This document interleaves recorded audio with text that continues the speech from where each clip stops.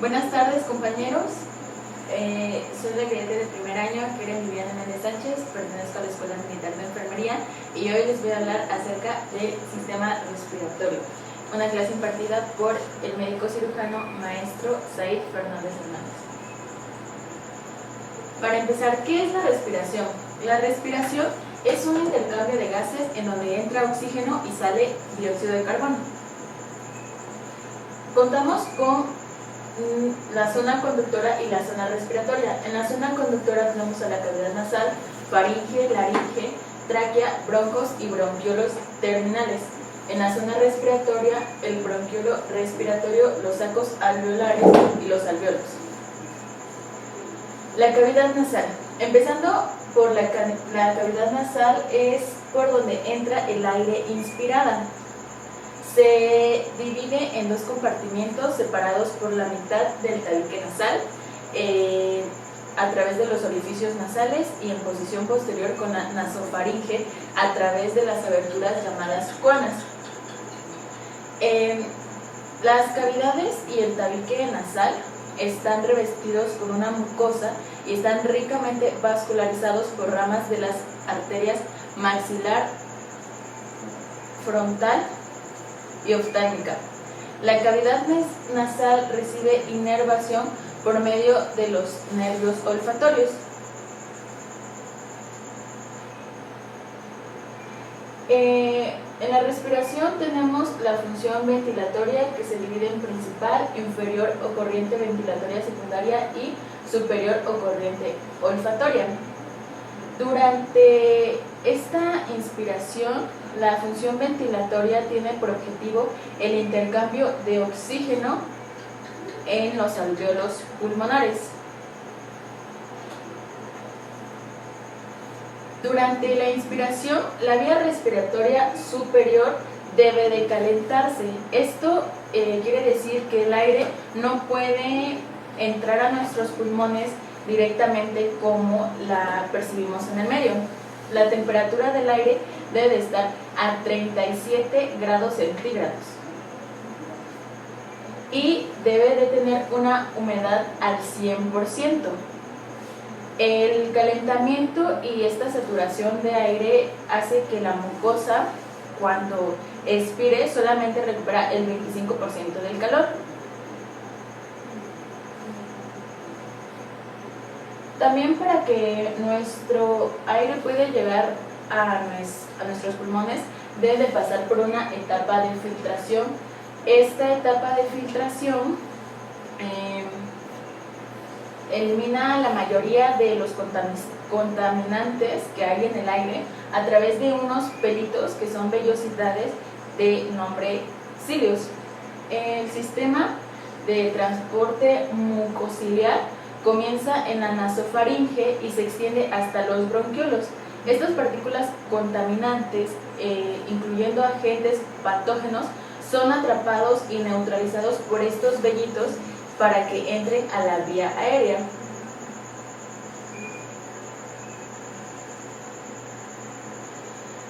Este proceso tiene el nombre de hematosis, que es un intercambio de gases que se produce entre el aire de los alvéolos pulmonares y la sangre. Mediante la hematosis se desarrolla un intercambio para que el dióxido de carbono y la fijación del oxígeno pase a través de la respiración. Se lleva a cabo entre los alvéolos y los capilares sanguíneos por la diferente concentración.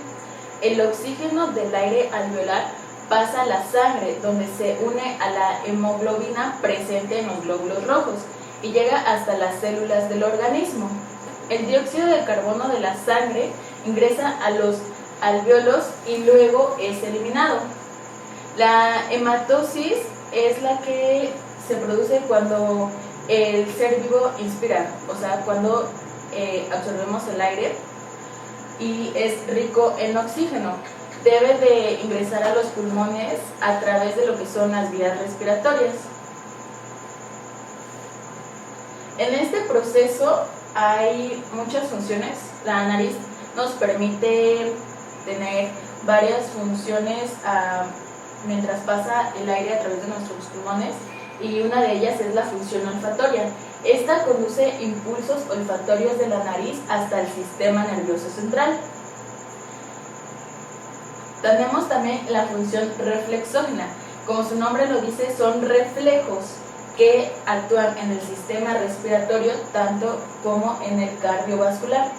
Y uno de ellos son los intranasales, nasorrespiratorios, nasocirculatorios, olfato-digestivos, nasocutáneos y nasooculares.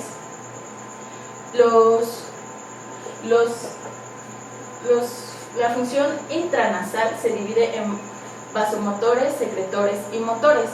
En los vasomotores, esto actúa como una función defensiva a la entrada de aire seco o irritantes y produce una vasodilatación en la mucosa nasal, lo que genera una mayor resistencia al paso de aire y mayor tiempo para acondicionar el aire.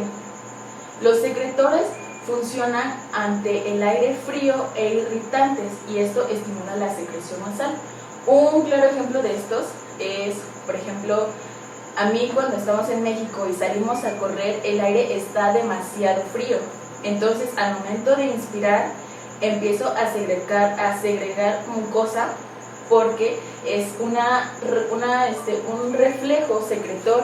Esto quiere decir que mi mucosa está siendo vasodilatada. Y los motores. Los motores es cuando el aire respiratorio y el movimiento sincrónico de la nariz es regulado por la excitación de la mucosa nasal. Los nasorrespiratorios. Los nasorrespiratorios son un cierre espástico de la glotis ante irritación química nasal, lo que desencadena estímulos térmicos, eléctricos, entre otros. Un ejemplo claro es como cuando en nuestra casa asamos chiles y el espacio es muy cerrado, empezamos a inspirar esa secreción de humo que se genera por el chile y empezamos a toser.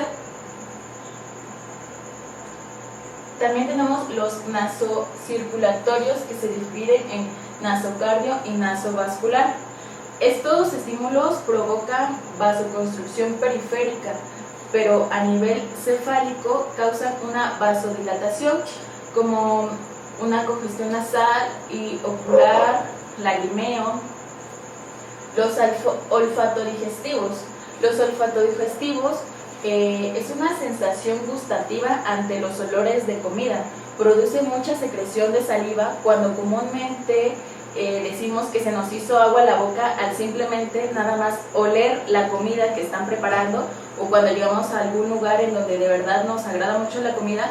Eso quiere decir que estamos dando un reflejo olfato-digestivo.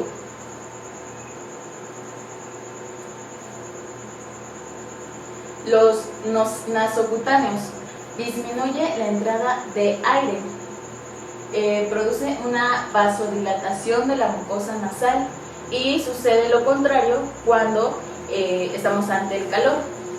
Los nasoocular. Produce un olor muy fuerte cuando estamos inspirando un aire frío. Puede ser, o algún olor irritante también, podría ser la cebolla. Cuando empezamos a cortar cebolla, inspiramos ese olor tan fuerte que tiene, y eso hace que como obviamente la nariz está conectada con los ojos, hace que empecemos a tener un lagrimeo por el olor. Bueno, también incluye la función fonatoria. La función fonatoria es una de las funciones de la que no estamos conscientes. Se trata cuando el aire que atraviesa las cuerdas bucales las hace vibrar y producimos sonido. Sin este flujo continuo de aire proveniente de los pulmones, los seres humanos no podríamos articular palabras, ni hablar, ni cantar. La diferencia que tiene la función fonatoria con la olfatoria parece muy insignificante, pero en la función ventilatoria los pliegues vocales están abiertos precisamente para permitir la circulación del aire. En cambio, cuando tenemos la función fonatoria, los pliegues se cierran. Esto hace que exista una resistencia al paso del aire y que de ello resulte la vibración para que nosotros podamos hablar. También aquí tienen mucha importancia los senos paranasales. Los senos paranasales retienen sustancias extrañas a través de su mucosa ciliada y la producción de moco. Son unos pequeños espacios llenos de aire situados entre los huecos de la cabeza. Se comunican con la cavidad nasal a través de unos pequeños orificios. Los senos paranasales, como acabo de decirlo, producen moco que se drena en la nariz para tenerla húmeda y libre de muchos microbios y en especial el polvo, hacen el trabajo junto con las vellosidades de los cilios. Cuando los senos paranasales están sanos, el aire circula libremente por su interior. Estas diminutas estructuras, que son los cilios, recubren completamente los senos paranasales. Los senos paranasales drenan el líquido libremente, pero el drenaje puede bloquearse si el recubrimiento de los senos paranasales se hincha o si el moco se espesa demasiado. Esto comúnmente se deriva de infecciones y podemos tener una gran enfermedad que todos conocemos como la sinusitis. Esto es cuando los cilios dañados no están funcionando correctamente y están evitando el drenaje del moco. Tenemos 4 tipos de senos paranasales: frontales, etmoidales, esfenoidales y maxilares. El seno frontal. Los senos frontales son 2 cavidades separadas por el tabique interfrontal. Pueden tener uno o más compartimientos. Se comunican con la cavidad nasal. Miden en promedio 3 centímetros de alto y 2 a 2 centímetros de ancho, con una profundidad de 1 a 2 centímetros y tienen una capacidad de 6 a 7 mililitros. El seno etmoidal es esponjoso y se ubica en la parte superior de la nariz, entre los ojos. Consta de una lámina horizontal y otra vertical, y el volumen de estos senos etmoidales son de 14 mililitros. El seno esfenoidal se encuentra completamente desarrollado entre los 12 y los 15 años. Está situado en el cuerpo del esfenoides y su tamaño y su forma son variados porque terminan de desarrollarse hasta que entramos a la etapa de la adolescencia. Cada seno tiene pequeñas aberturas que drenan en el receso esfenomoidal. Y el seno maxilar es la cavidad más grande y se localiza en el hueso maxilar superior. Tiene forma irregular con base a la fosa nasal. Sus dimensiones son de 31 a 32 milímetros de altura y su capacidad es de 15 mililitros. Una vez que terminamos con los senos paranasales, lo que continúa es la faringe. La faringe o la garganta tiene una forma de embudo. Durante la respiración permite el paso del aire entre la laringe y la tráquea. Bueno, la faringe es como la parte principal para que pase el aire. Está conectado con la nasofaringe, que es posterior a la cavidad nasal, y contiene amígdalas palatinas. Tanto el aire como los alimentos pasan a través de la orofaringe y la larofaringe, que se encuentran más abajo. Más adelante les voy a explicar cómo es que los alimentos pasan por ahí y existe un proceso en el que se cierra para que no podamos ahogarnos. Esto es gracias a la epiglotis. Cuando respiramos, la epiglotis permanece arriba. Esto hace que el aire pase libremente entre la larofaringe y la laringe, así evitando que al momento de estar respirando y comiendo lleguemos a ahogarnos. La laringe conecta la parte superior de la faringe con la tráquea y mantiene abiertos los conductos para el paso del aire durante la respiración.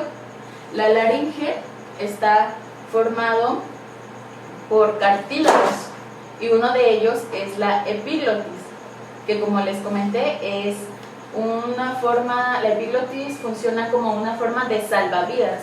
Se ubica en la parte posterior de la laringe y impide el paso de los alimentos a los pulmones.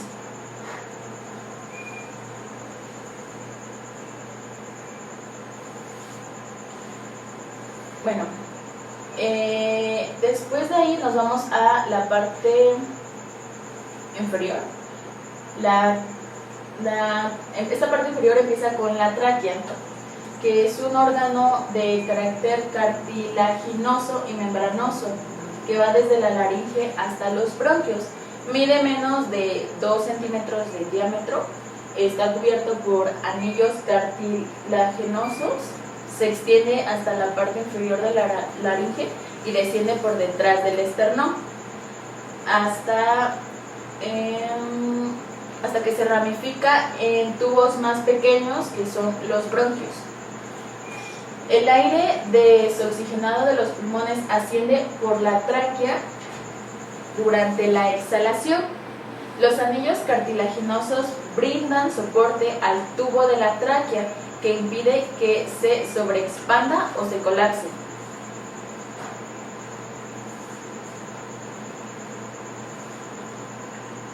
De ahí seguimos con los pulmones. Los pulmones son los encargados del intercambio gaseoso entre el aire que respiramos y nuestro cuerpo. Están protegidos dentro de la caja torácica. El pulmón izquierdo posee 2 lóbulos y tiene un volumen ligeramente menor que el derecho.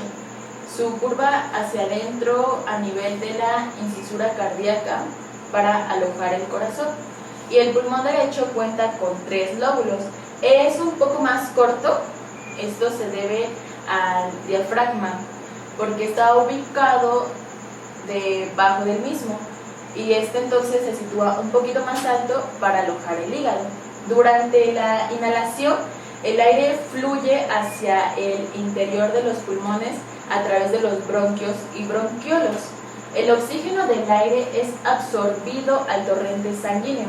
Esto quiere decir que pasa a través de millones de sacos microscópicos, los alvéolos, hacia los capilares que los rodean. El dióxido de carbono de desecho se difunde en sentido opuesto desde los capilares hacia los alvéolos. Los pulmones eliminan el aire desoxigenado durante la exhalación. Los bronquios son ramificaciones que se encuentran al final de la tráquea. Estas ramitas, por así decirlo, se subdividen nuevamente en bronquios secundarios y terciarios y luego en bronquiolos. Estas vías respiratorias, progresivamente tan chiquititas, transportan el aire con alto contenido de oxígeno desde la tráquea a los pulmones. Durante la exhalación, el aire desoxigenizado sale de los pulmones siguiendo la ruta inversa. Cuando hacemos ejercicio, esta relajación del músculo liso en los bronquiolos lo hace dilatar. Es por eso que luego cuando paramos o estamos con la respiración muy agitada. Y eso quiere decir que existe una broncodilatación que permite una mayor ventilación. Después siguen los bronquiolos, que estos bronquiolos son aún más pequeños que los bronquios. Son las ramas de los bronquios, parecen unos racimitos de uvas. Garantizan que el aire alcance todas las partes de los pulmones y se dividen en bronquiolos respiratorios y terminales. Los bronquiolos terminales se ramifican en bronquiolos respiratorios. Estos son los más estrechos de las vías respiratorias y se dividen a su vez en conductos alveolares. Los bronquiolos terminales constituyen el segmento más distal, marcando el final de la división conductora del flujo del aire, mientras que los bronquiolos respiratorios marcan el comienzo de la división respiratoria, donde tiene lugar el intercambio del gas. Los alvéolos es en donde realmente se produce todo este intercambio de gases que se inhaló con la sangre. Los alvéolos son aún más pequeños. Es como si tuviéramos un racimito de uvas y las uvas formarían lo que son los alvéolos. Los alvéolos pulmonares son demasiado microscópicos y es donde se realiza la hematosis, que es el intercambio de gases en la sangre y los pulmones. Este intercambio de gases se produce por osmosis, que es a nivel de los sacos alveolares en cada pulmón.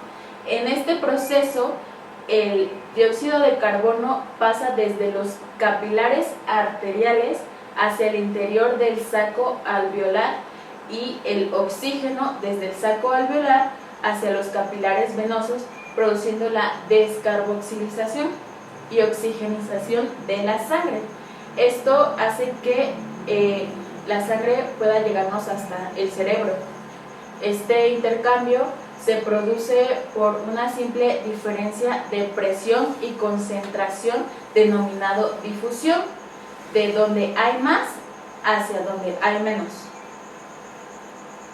La respiración mecánica consiste entre la inspiración y la expiración. La inspiración introduce el aire atmosférico hacia los pulmones.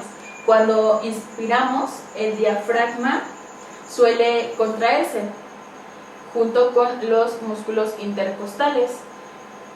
Al contraerse el diafragma, su centro desciende, lo que produce un aumento vertical de la caja torácica y empuja las vísceras abdominales hacia abajo. Por eso cuando nosotros hacemos una inspiración muy fuerte, podemos ver cómo esta parte de la caja torácica se llegase como a inflar. Y en la expiración es totalmente lo contrario, es cuando se expulsa el aire. Se produce cuando el diafragma y los músculos intercostales se relajan, es decir, el diafragma se eleva y las costillas descienden, por lo que disminuye el volumen de la caja torácica y en consecuencia obviamente también de los pulmones. Es como inflar y desinflar un globo. Bueno, también tenemos lo que es el volumen pulmonar, que es más que nada la cantidad de aire que entra y sale de los pulmones en una respiración normal. El volumen pulmonar se divide en 4: el volumen de aire corriente, volumen de reserva inspiratorio, volumen de reserva expiratorio y volumen residual. El volumen pulmonar es la cantidad de aire que entra y sale de los pulmones en una respiración normal. El volumen de aire corriente es el aire inspirado y expirado en un acto respiratorio. El volumen de reserva inspiratorio es la cantidad de aire que puede entrar a un pulmón forzadamente luego de una inspiración normal. El volumen de reserva expiratorio es el aire que sale forzosamente del pulmón luego de una expiración normal. Y el volumen residual es la cantidad de aire que se queda en los pulmones después de una expiración máxima, como si nosotros intentáramos llenar demasiado nuestros pulmones, pero este aire nunca sale. Estos volúmenes hacen que el aire se sume y forme diferentes capacidades pulmonares.